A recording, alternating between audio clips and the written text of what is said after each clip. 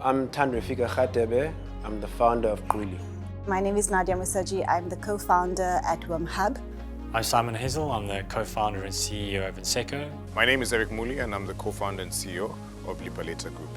I am Marvin Dubega, co-founder at Go1. My name is Yasmin Kumi.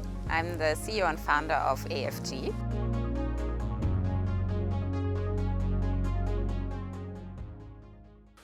It's very important and critical for us to go to the ground, understand our customer deeply, for us to understand the problems. Eat, sleep, breathe, live their journey so that you can build better products and services to serve them.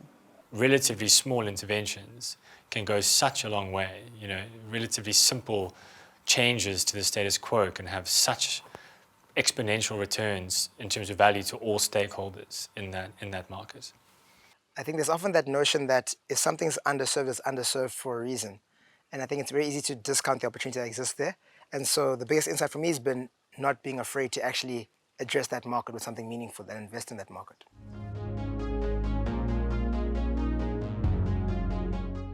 The worst insight I've ever gained, and also how I personally started, was thinking that both demand and supply are readily available, and the only thing you have to do as an entrepreneur is to bring them together and create transparency. It's about building up the market so that your platform can work. The worst insight I've ever gained is thinking that likes on social media is going to translate into revenue. It doesn't always happen that way. And so you could have great following, you could get lots of influencers loving your stuff, but that doesn't necessarily increase turnover. Having too many advisors.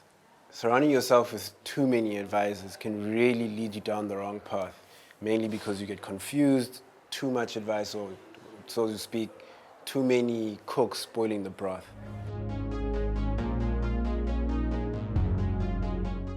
Lesson number one is to listen to your customers and get the information from your customer. Number two is to pay attention to the details, and that will enable us to actually succeed. And number three is to reiterate the process and re-engineer it as we keep going. You need to surround yourself with incredible people who are able to give you sound and sage advice. Building an incredible team is equally important. And the third thing that I've learned is that to say no, especially as an entrepreneur, you're trying to do everything and be everything for everyone. It's absolutely exhausting. So just say no and be okay with it. Having the right team in place is really important. People that are not used to working in underserved markets, it can be quite a big transition. The second one is around capital raising. Starting a business on a continent is often a bit more difficult to raise capital. And lastly, I would say execution, critical.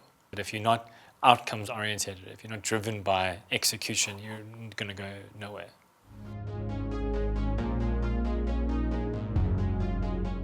My favorite piece of advice that I've ever received is go where you would normally not go. I've come to realize that a lot of my opportunity doesn't just sit in the typical suspects locations where you would normally go when you think of doing business in Africa. When we are doing something that nobody else has done, we're first movers in the space. It can be like a very lonely road. But when you have that feeling inside, that little voice that says this is something you have to do or else, you've just got to do it. One of the most useful advice I've gotten serving the underserved customer base came directly from one of our customers who said, Eric, stop solving the problem you want to solve and solve the problem I told you to solve.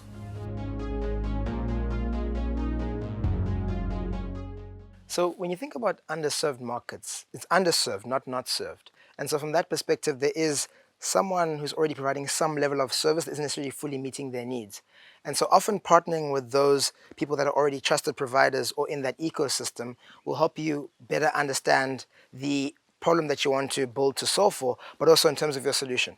One key learning for me is that if I were to do it again, is I would focus on solving for and servicing a customer that needs whatever it is that I'm building urgently now and very quickly. If I could start over, we started in the nonprofit space and then pivoted our business into for-profit. I would have actually started in the for-profit up front. Someone's hindsight becomes your foresight. You know, you'll find a friend or an advisor, if it's one, or an investor saying, I've seen this before, don't do it. I would really listen to that and take that on board very, very clearly, because that doesn't come from someone where it's just an opinion. It comes from someone's hindsight. If you create value immediately, you can capture value immediately. And that's how you design your product. And so if you begin with a local consumer in mind, you are very likely to capture that value quite soon, as opposed to saying, what model works somewhere else, can I copy paste towards Africa? A lot of people told me there's a war for talent in Africa and there's a lack of talent in Africa. But I absolutely believe that Africa is probably home to the best talent pool that you can find in the world right now. Being a Harambean to me means, being a part of a community, being part of the whole rather than just a piece. I have received so much about being in these rooms. And what's incredible about being here and being a servant leadership is being here not just for the good times and the celebrations, but actually being here for the deepest, darkest moments of doubt and fear. So one, it's a privilege to be an Harambean, and I think it's at different levels, because such a diverse community of African innovators who are committed to the future of Africa. And so when I think about Harambe, it's how do I contribute to that community in terms of my experiences, both building in the continent and investing in the continent. And so it's almost a responsibility to your peers and to the continent to almost do something bigger and better than you would have done if you weren't part of the alliance.